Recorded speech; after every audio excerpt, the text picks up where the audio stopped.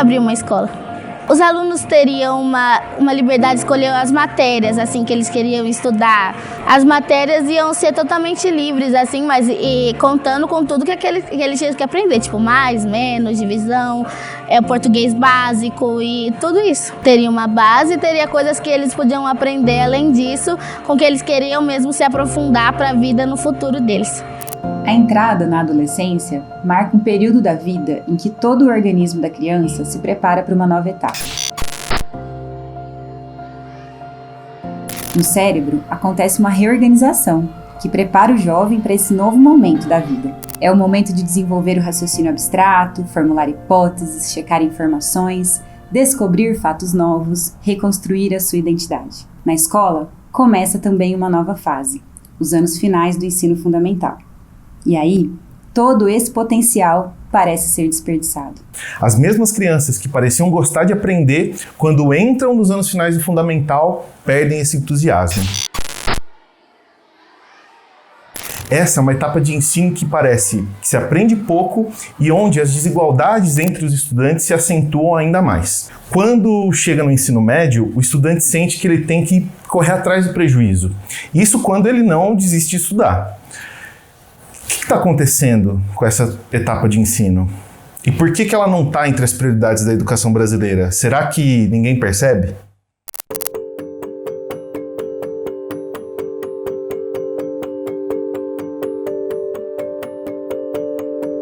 Bom, mas por que será que tem esse gargalo nos anos finais? Né? E a gente tem aqui algumas pistas, algumas hipóteses exploratórias que a gente pode construir. Como eu disse, já é para mim uma lacuna há mais de 3 ou 4 décadas. E eu explico por quê. Na verdade, eu tenho 45 anos, né? E desde que eu estou como estudante, depois venho como professor, profissional, a gente vê que o ensino fundamental 2 ele não tem a mesma ênfase que o ensino fundamental 1 tem no Brasil. Qual que é a evidência que a gente tem? É que são nos anos finais do ensino fundamental que a gente deixa de ter um desempenho escolar medido nas avaliações brasileiras que a gente esperaria. Então, o aluno, até que ele chegue no ensino fundamental 1, ele é muito mais acompanhado de perto do que quando ele passa para o 2. E isso é fácil de demonstrar através dos índices de IDEB. A gente consegue pontuar melhor no ensino fundamental 1 do que no 2. Mesmo com todas as considerações que muitas pessoas têm em relação ao IDEB, basta olhar, né, a progressão do IDEB nos anos iniciais e como a gente estacionou nos anos finais, seja em proeficiências, seja em fluxo.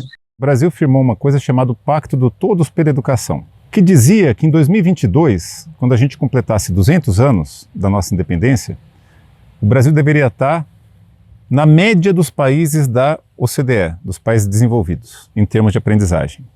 Nós conseguimos melhorar os resultados do desempenho na Prova Brasil e no SAEB, nos alunos de 5º ano. Aí, quando chega no 9º ano, cai. E aí, quando chega no final do ensino médio, cai mais ainda.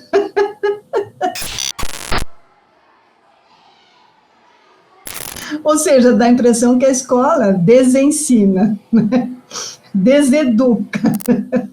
O grande desafio que a gente tem hoje, do ponto de vista de aprendizagem, não começa, como a gente imagina, no ensino médio.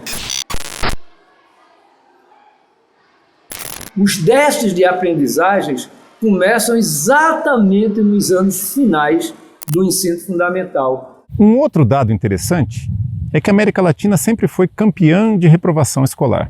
E a gente sabe que a reprovação é o principal fator de risco para a evasão escolar e para o desengajamento com a aula. O Brasil é um dos países que mais reprova e reprova exatamente no Fundamental 2.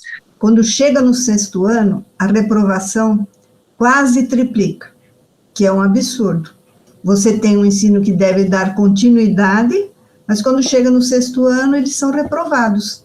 A modalidade, né, e o ciclo que mais preocupa é do 6º ao 9º ano, onde a gente tem uma defasagem em idade série em alguns estados no Brasil que beira 45% dos alunos, Então, mais de 45% dos alunos não estão na idade ou no ciclo ou no ano que eles deveriam estar, e geralmente esses números estão lá do 6º ao 9º ano. E não é nem para mim estar no 8º, é para mim estar perto do 2º ano já do colegial. Então, se eu tenho 16 anos, para mim eu me sinto deslocado naquela sala, entendeu?